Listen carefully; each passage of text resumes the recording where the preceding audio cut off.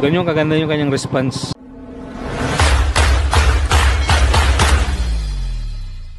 It's me again, Daniel TV Vlog. Ngayon po meron tayong ikakabit na ito yung nakakaiba, medyo exciting yung part na to kasi ito yung talagang madalas na topic sa mga page kung saan is yung hinahanap natin palagi is yung mataas yung power ng ating motor.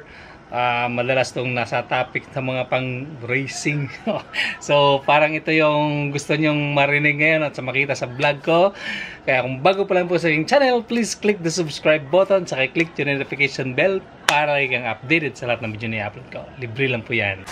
Yes, ito na naman tayo. Meron naman tayong bagong tuklasin na power sa ating Yamaha EZ.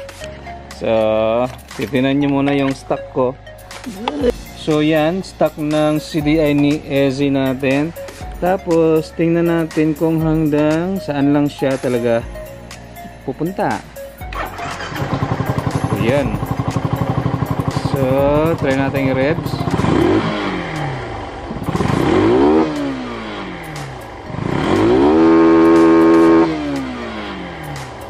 So hanggang 10 lang po yung kanyang RPM. Pagdating sa power is nabibitin talaga tayo, so gusto natin yung mas malakas pa. So ito ngayon yung maganda. Meron akong racing CDI galing kay White Hawk. So ito na yun, ito yung pinakamalupit na racing CDI. So ito yung susubukan ko ngayong ikabit dito sa ating EZ. So titingnan natin kung hanggang saan aabot yung kanyang RPM. So hindi ko pa nasubukan. So ngayon masusubukan natin yung bagsik ni puting agila. Yun. So kakabit natin, tapos titingnan natin kung hanggang saan yung kanyang RPM para malaman natin kung meron na talagang in-improve yung kanyang racing CDI or wala. So malalaman natin, kakabit ko na to. Madali lang naman siyang ikabit. So yung racing CDI kasi is plug and play lang naman siya, same lang naman siya ng terminal, so walang problema doon. So yung kanyang socket, ito is para dun sa kanyang adjustment dito sa kanyang parang may siniset dito. Tapos so ganoon lang din naman. So tanggalin lang natin to. Magpapaalam muna tayo sa ating stock na CDI at pupunta muna tayo sa puting kabayo. I'm sorry, puting agila. So ganoon lang naman. So plug and play lang siya. Yun.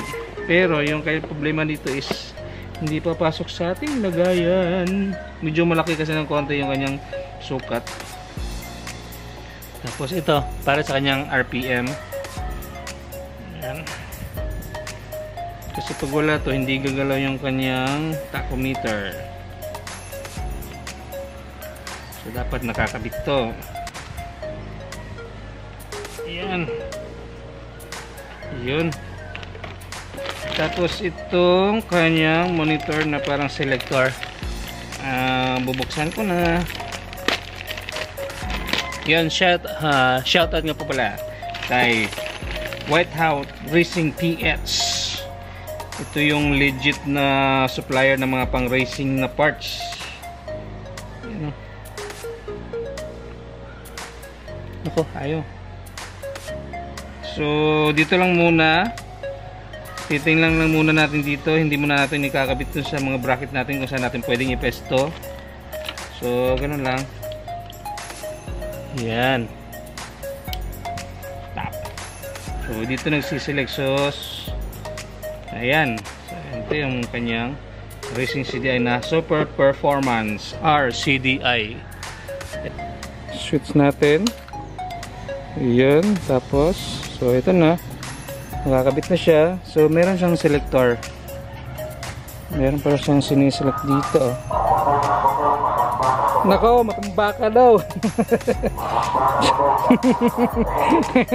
So 1 2 3 4 5 6 7 8 9. Hanggang 9 po yung kanyang selector. So siguro ako magsiset lang muna ako sa number 6. 1 2 3 4 5. So number 6 lang siguro ako, para pang touring lang yung number 6. So start natin. Yun. So one click pa rin siya. So wala siyang check engine. Walang check engine. Tapos yan, nakakabit na yung ating Racing CDI. So number 6 yung mode ko. Titingnan natin yung kanyang RPM. Tingnan natin yung kanyang RPM hanggang aabot. Hanggang saan aabot ang RPM mo? So try natin. Yun, ang ganda ng response, oh.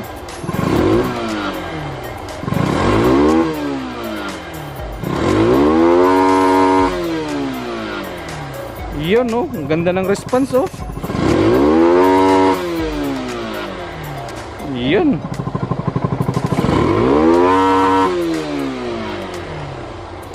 Ganda.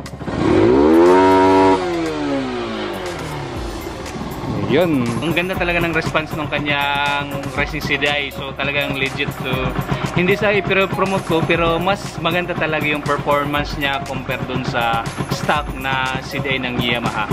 Although yung quality is ando naman talaga dun sa stock, pero meron kasi tayong hinahabol minsan, meron tayong hinahanap na ibang power pa yung gusto natin, parang hindi tayo nasasatisfy. So sa tingin ko, mas satisfied ako ngayon sa Racing CDI ni White Hawk. So ang ganda ng response kasi yung stock ko is nasa 10 lang. Tapos yung pinalitan ko na ng RCDI is umabot na siya hanggang 12. Yan. So mas aggressive na siya, pero yung mode ko pa lang dun is number 6 lang. So number 6 lang. Hindi ko pa susubukan yung number 8 or number 9, pero ang ganda naman ng response niya. Tapos maganda naman yung kanyang minor, hindi naman siya pumapalya. So para sa akin okay, ang ganda ng performance ng Racing CDI. So kung gusto niyo mag-avail, i-PM nyo lang si Racing White Hawk. Super legit po yan, wala problema. Ano itong Racing CDI ni White Hawk? So meron siyang tatlong option. So meron siyang tatlong mode. So yung unang mode nito is ano natin? And so yung 1, 2, 3, 4 is yan yung kanyang fuel economy. So set natin 5, 6, 7.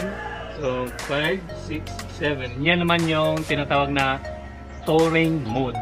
So, saka yung last mode niya is yung 8 and 9. Yan naman yung racing mode. So alam kong maraming mag-select dyan sa racing mode na yan.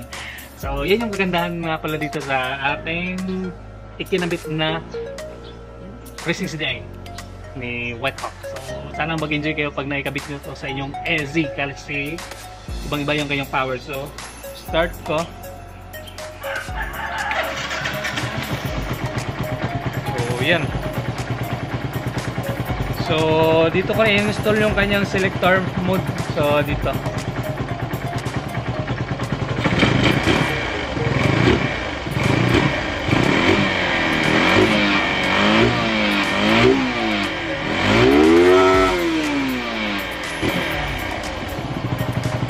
Yun. So maraming salamat sa inyong panonood. As please support my channel. So this is again, it's me, Daniel TV Vlog. Kaya kung bago pa lang po kasing channel, please click the subscribe button, saka click yung notification bell para lagi kang updated sa lahat ng video kong i-upload ko. Libre lang po yan. It's my life.